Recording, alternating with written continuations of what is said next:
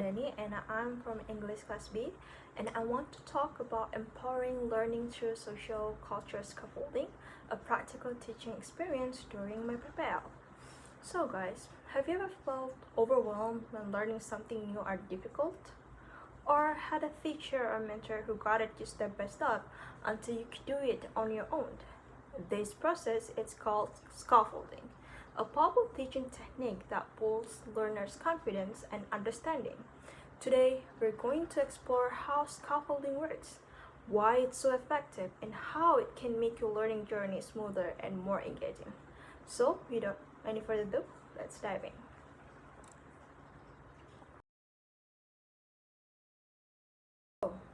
Before we dive into how scaffolding works, let's first understand what it means. What is scaffolding? So, scaffolding is a teaching method that provides learners with the support they need to accomplish a task that might otherwise be too challenging for them to do on their own. This support is gradually removed as the learner becomes more capable and independent. Think of it like a scaffold that holds up a building during construction. Then it's removed once the structure is stable and secure. In education, scaffolding helps students master complex concepts by breaking them down into manageable parts, which support at each step. This approach not only promotes better understanding, but also encourages independent thinking and problem solving.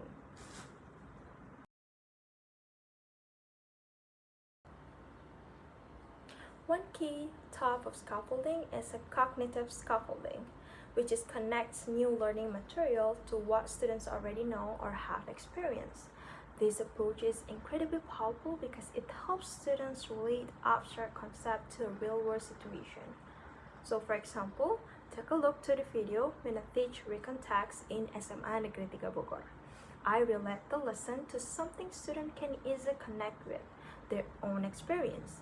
So in one lesson, I asked my students to recount their experience of participating in the 7th August Independence Day competition at school, such as sack race and eating crackers.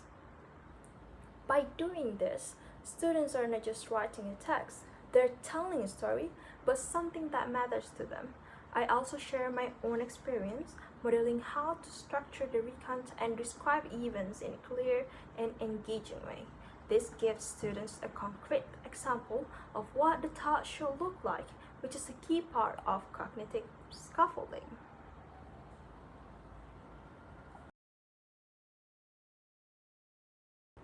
Another form of scaffolding is technical scaffolding, which involves using technology to support the learning process. With technology, we can provide additional resources, interactive exercise, and visual aid that help students understand concepts more easily and actively engage in the learning.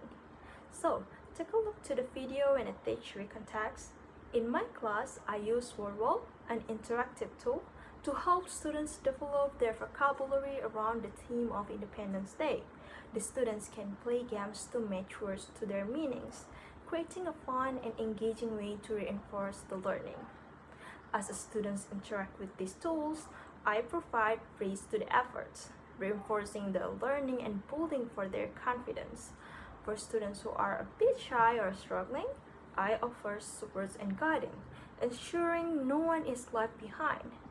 This is what technical scaffolding is all about, using technology to bridge the gap between where the student is and where they need to be.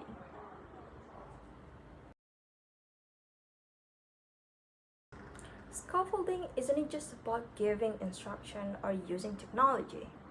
Instructional scaffolding is a key part of the process, which involves providing ongoing constructive feedback.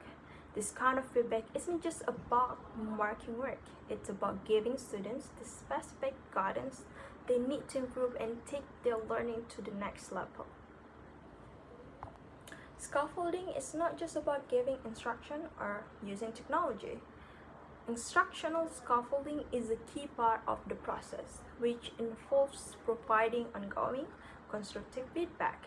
This kind of feedback isn't just about marking work, it's about giving students the specific guidance they need to improve and take their learning to the next level.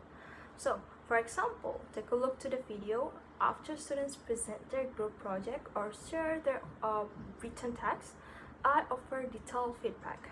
I highlight what they did well and give clear, actionable advice and how to improve. Maybe they need to work on the structure of their written text, or perhaps they can use more descriptive language to make their stories more engaging.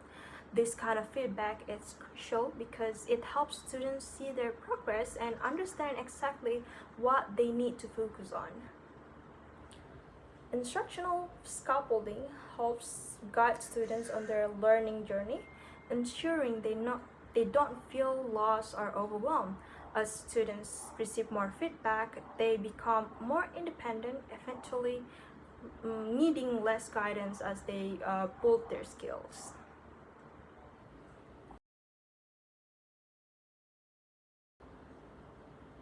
Scaffolding doesn't just happen in the classroom. It's also a powerful tool in online learning environments and social media interaction. Teachers can use platforms like Instagram, YouTube, and educational apps to continue scaffolding outside of the classroom, engaging with students, answering their questions, and providing additional resources. So, scaffolding is a powerful tool that can make learning easier, more engaging, and more effective. Whether in the classroom or online, scaffolding helps guide you toward independence and mastery. So if you have any experience or story when you implement the scaffolding in your classroom or online, you can write it down in the comments box. Thank you everyone, and don't forget to like, share, and follow for more learning tips. Keep growing and see you next time.